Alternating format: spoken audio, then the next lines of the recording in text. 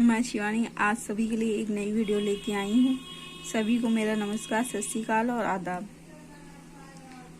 मैं आज वीडियो लेके आई हूँ एनसीएफ 2005, जो कि सीटेट और टेट की दृष्टि से बहुत ज़्यादा इम्पोर्टेंट है। राष्ट्रीय पाठचर्या 2005 के शीर्षक से दिसंबर 2005 में प्रकाशित किया गया। इस पाठचर्या में कक्षा 1 से ही मातृभाषा के साथ में अंग्रेजी भाषा की वकालत की गई है। इसीलिए हमारे देश में शुरू से इंग्लिश भाषा को अनिवार्य कर दिया गया है। इस संबंध में यह तर्क है कि अंग्रेजी भाषा भारत के प्रबुद्ध एवं संपन्न वर्ग की भाषा है, भाषा के रूप में प्रतिष्ठित हो चुकी है। सेकंड पॉइंट है, भारत में इसका प्रयोग सरकार, उद्योग एवं व्यापार सभी क्षेत्रों में होता है। थर्ड पॉइंट है, इसे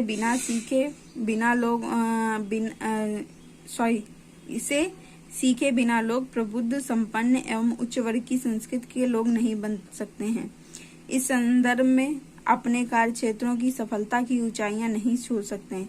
एनसीएफ 2005 फ्रेमवर्क में 1 से यानी कि फर्स्ट से 12 तक कब, क्यों, कैसे, कब, क्या, क्यों, कैसे पढ़ाना सिखाना, इसकी रूपरेखा प्रस्तुत की गई, जो कि इस प्रकार है।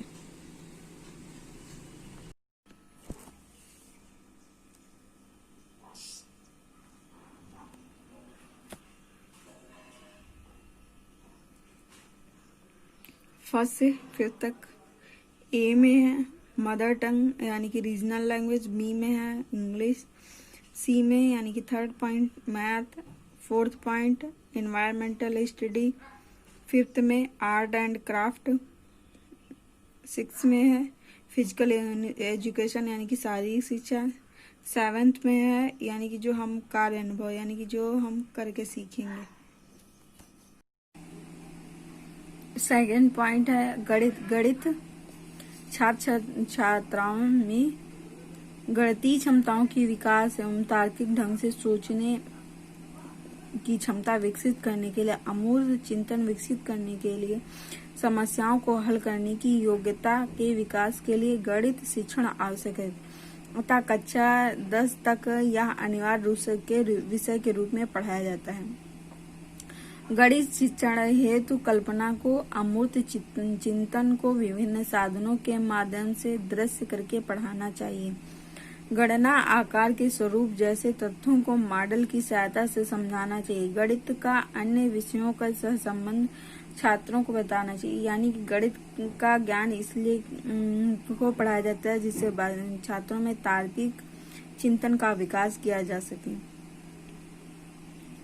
3rd पॉइंट है साइंस बच्चों में किस लिए पढ़ाया जाता है। साइंस शिक्षा के द्वारा छात्र छात्राओं के परिकल्पना, निर्माण, निष्कर्ष निकालने के परीक्षण संबंधित सिद्धांत के निर्माण को इस प्रकार उनमें एक क्रमबद्ध तरीके से कार्य करने व अनुशासन विकसित होता है। विज्ञान के अध्ययन के द्वारा गरीबी, अंधविश्वास, अज्ञानता दूर होती है। इसीलिए यह कक्षा 10 तक यह अनिवार्य विषय रखा गया है।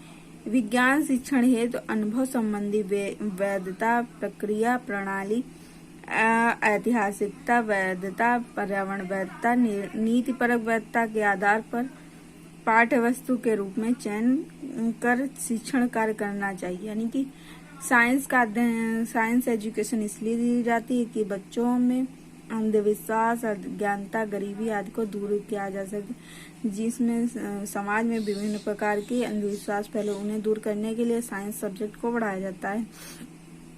सामाजिक अध्ययन छात्र छात्राओं को समाज की वास्तविकता से परिचित कराने के लिए यह अत्यंत आवश्यक है। सामाजिक अध्ययन का ज्ञान देना जरूरी होता है।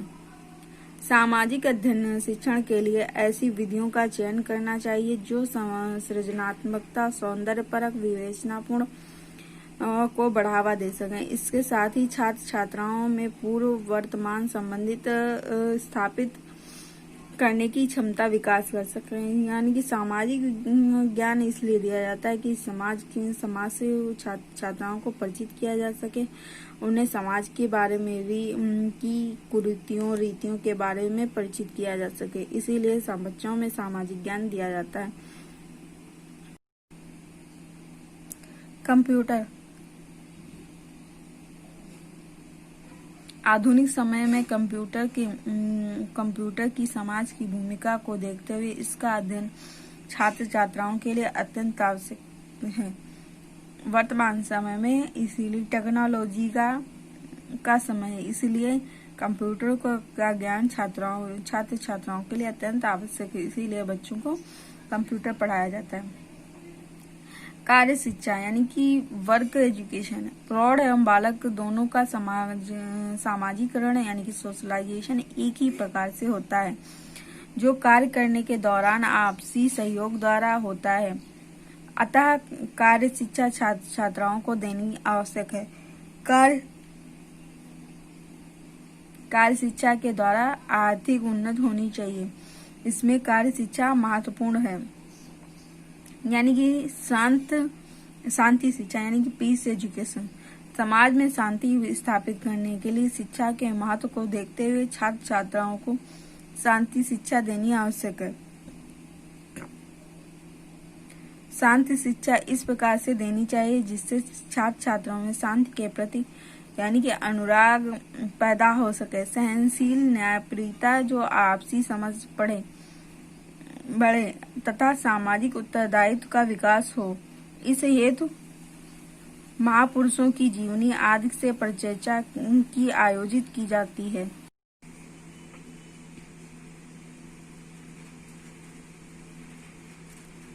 शांति शिक्षा समाज में शांति बनाए रखने के लिए शिक्षा के महत्व को स्थापित करने के लिए शांति शिक्षा बच्चों को दी जाती है। समाज में शांति स्थापित करने के लिए शिक्षा के महत्व को देखते हुए छात्र छात्राओं में शांति की शिक्षा देनी आवश्यक है। शांति शिक्षा इस प्रकार से दी जानी चाहिए जिससे छात्र छात्राओं के प्रति अनुराग पैदा हो, सहनशील न्यायप्रियता आपसी समझ बढ़े, सामाजिक उत्तरदायित्व का विकास हो। इस हेतु महापुरुषों की जीवनी कहानी आदि की परिचर्चा आयोजित की जाती है। कला शिक्षण यानी कि आर्ट एजुकेशन छात्र छात्राओं में कलात्मक क्षमता के विकास तथा सांस्कृतिक सौंदर्यात्मक जागरूकता उत्पन्न करने हेतु कला शिक्षण अत्यंत आवश्यक है। कला शिक्षा के शिक्षण के लिए इसके शिक्षकों हेतु आधिकारिक साधन उपलब्ध कराने का सुझाव राष्ट्रीय परिचर्चा के रूपरेखा 2005 में दिया गया। लास्ट पॉइंट है स्वास्थ्य एवं शारीरिक शिक्षा। बालक के शारीरिक विकास को जैविक, सामाजिक, आर्थिक, सांस्कृतिक, राजनीतिक कारण प्रभावित करते हैं। अतः स्वास्थ्य एवं शारीरिक शिक्षा के द्वारा बालक का सर्वांगीण विकास किया जाता है। इसीलिए बच्चों को शारीरिक यानी कि फिजिकल एजुकेशन दी जाती है। फिजिकल एजुकेशन के द्वारा बच्चों को योगा आदि के बारे में सिखाया जाता है, जिसके द्वारा बच्चे का सामाजिक विकास बच्चा हष्ट-पुष्ट हो सके। अगर चैनल को ना सब्सक्राइब किया तो सब्सक्राइब कर लें और बेल आइकन दबाएं, जिससे मेरी आने वाली वीडियो